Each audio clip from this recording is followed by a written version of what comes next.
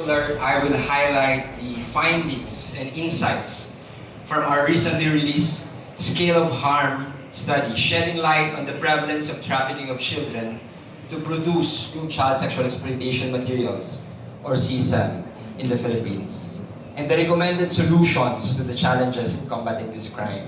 So actually, I prepared a PowerPoint, if we could show that.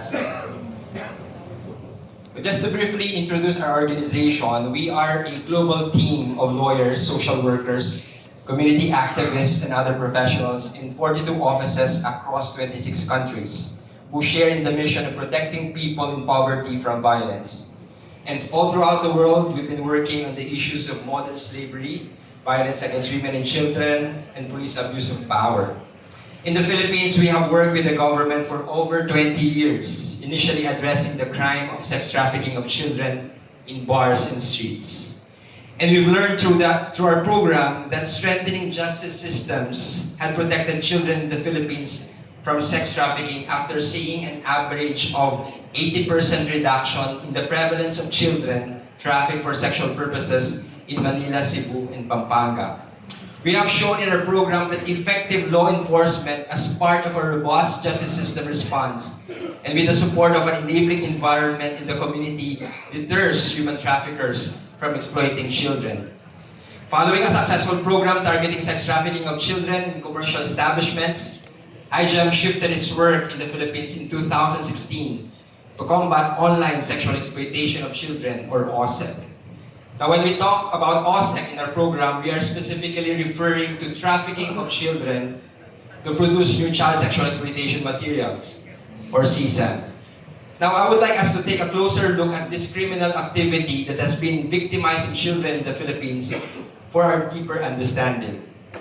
Now, in this crime, a local trafficker sexually abuses a Filipino child in person, while a foreign offender watches the abuse happen in real time in a video call. This demand-side offender is typically based in a Western or developed country and pays the trafficker via international money transfer for the live stream abuse and new child abuse images and videos. If we can go back to the previous slide. Now, in a typical OSEC case that we handle, a local trafficker has access to multiple vulnerable children and is in contact with the multiple OSEC offenders or customers, most often through commonly used online platforms capable of live stream video and real-time chat functions. Financial transactions are most often conducted through money transfer agencies. You will note that as early as 2011, the Philippine government, in collaboration with stakeholders like IGM, has been actively working to investigate instances of online child sexual exploitation, bring victims to safety, and hold perpetrators accountable. And over the years, we have witnessed noteworthy achievements in the fight against OSEC.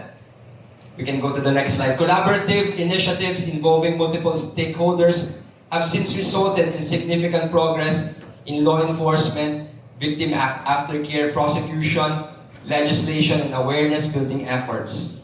Now, this data underscores the growing commitment of the government and stakeholders in addressing this crime. However, despite the increasing investment of the government and various stakeholders to tackle this issue, our understanding of the extent and magnitude of OSEC, particularly the trafficking of children to produce child sexual exploitation materials in the Philippines, was limited in the past. So we knew that this crime is a grave threat to our children, and it happens in our communities, but we don't know the scale by which it harms our children. So in 2020, we undertook IGM's first study into online sexual exploitation of children.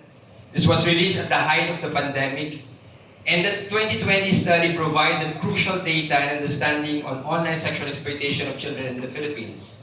However, the national prevalence estimate remained elusive. But while available data and methods at the time did not successfully yield a prevalence measurement, this study's findings have informed IGM's continuing work in the Philippines and advocacy around the world. Now, building upon the foundation of the previous study, the Scale of Harm study was initiated in March 2021 by IGM Center to End Online Sexual Exploitation of Children. And recognizing the urgent need to measure the national prevalence of trafficking of children, to produce CSAM, IGEM collaborated with the University of Nottingham Rights Lab and formed an external advisory council of 24 experts from diverse sectors to develop a robust mixed method research approach.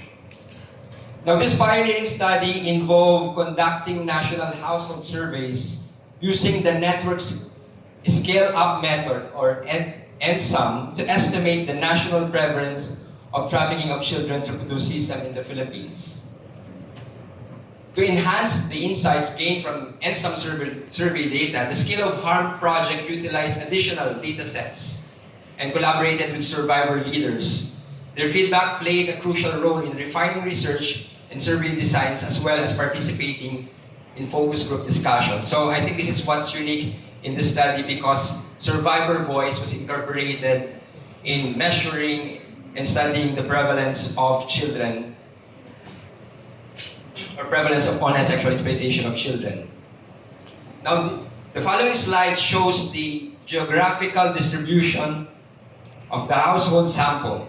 So if we can go to the next slide, the next one. You can see that we managed to sample north, south, east, and west of the Philippines. Excuse me.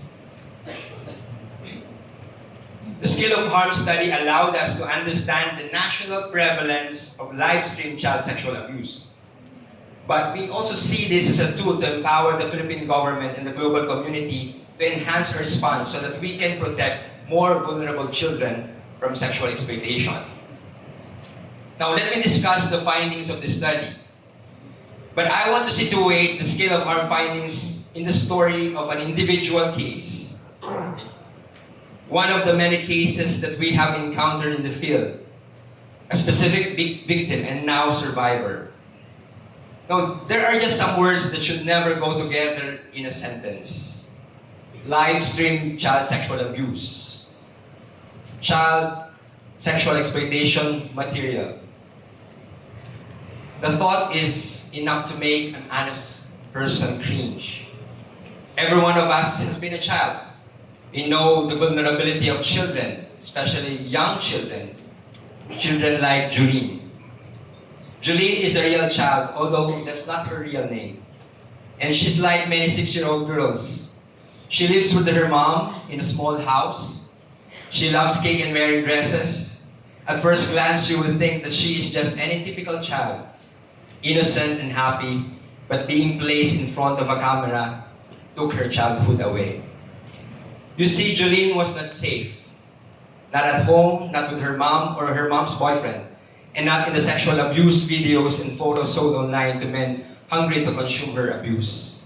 Julene is just one of the nearly 500,000 Filipino children sexually abused and exploited in person by adults to create images, videos, and live streams for sale to offenders around the world. And that is the main finding of Scale of Harm. Nearly 500,000 children in the Philippines were trafficked to produce new child sexual exploitation material in 2022 alone. This is 1 in every 100 Filipino children, and we know that this is alarming. We are heartbroken when we think of the real children that are represented in this number. It is for this reason that this study calls us to work harder for multi-sector, scalable, and sustainable solutions to reduce this prevalence and protect these children from harm. Now, the second main finding of the Scale of Harm study, if we can go back to the other slide, is that nearly 250,000 adult Filipinos traffic children to produce CSAM in 2022. This is 3 in every 1,000 adult Filipinos. So from the findings, Scale of Harm confirmed that traffickers are often relatives of people known to the victim. The very people meant to protect children are often the ones exploiting them. IGEM casework data supported Scale of Harm to calculate that for every trafficker, there are at least 3 to 4 child victims. With this newfound understanding of the Scale of Harm, we hope that this would catalyze a greater, stronger, and more effective response globally and in the Philippines. And it is our aspiration that this result will spur us and other stakeholders to persevere in the work that we are doing to protect children from this crime and reduce its prevalence, and to innovate for more sustainable and scalable solutions. Now, the beauty of this study is that it does not only highlight the extent of the problem, but also charts the path towards solutions and recommendations derived from consultations with survivors and other stakeholders. So let me briefly discuss those recommendations coming from the study. The first recommendation advocates for cultivating community-based reporting, emphasizing collaboration among government bodies, nonprofit organizations, community leaders, and the public to increase reporting and deter traffickers. The scale of harm findings reveal widespread trafficking of children to produce new system is underreported by communities due to the hidden nature of abuse, family involvement, and cultural factors such as not meddling in the family affairs of others. So this necessitates increased community-based reporting. Community leaders should also seek to debunk the myths that live streaming the sexual abuse of children or selling nude CSAM photos and videos is a family matter and is therefore an acceptable way to earn money. Survivors recommend capacity building among local officials to effectively prioritize and address cases, necessitating technical support for local governments and civil society. Moving to the second recommendation, it urges the enhancement of criminal justice responses in the Philippines. Law enforcement actions should be further strengthened through potential institutional, staffing, or budget enhancement, facilitating effective investigation and increased arrest.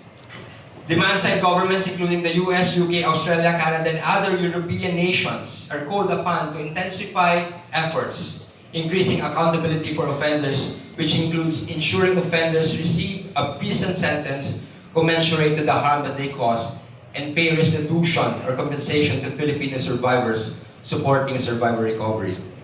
The third recommendation focuses on implementing robust community-based efforts, emphasizing community sensitization through survivor leadership and advocacy to accelerate norms change, leading to local deterrence. Local ordinances are proposed to embed resources and prioritization, signaling enforcement risks to perpetrators.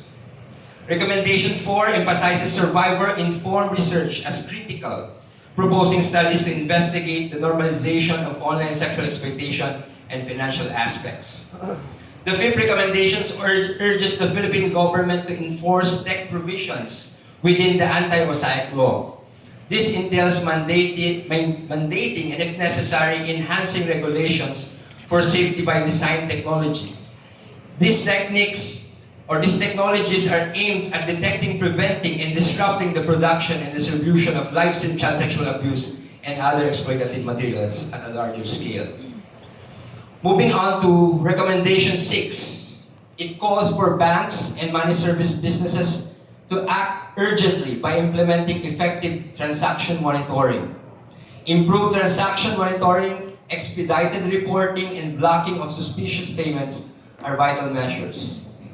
The final recommendations calls for the governments globally to urgently pass online safety legislation with survivor consultation. Legislation should mandate tech companies to detect, report, and remove child abuse materials online. Survivors from the Philippine Survivor Network advocate for these bills, emphasizing that the global nature of this crime requiring a collective whole of society approach. So those are the recommendations coming from the study, and maybe as we look at those recommendations, let us reflect, what can we contribute? What can we do within our sphere of influence in addressing those recommendations? So thank you for listening, and I hope this presentation has given you valuable insights on how we can make the internet safe for our children and protect our children from abuse and exploitation. Now, to learn about our SOH, scale of harm study, you've seen the QR code earlier. You can scan it and access the entire study in our website.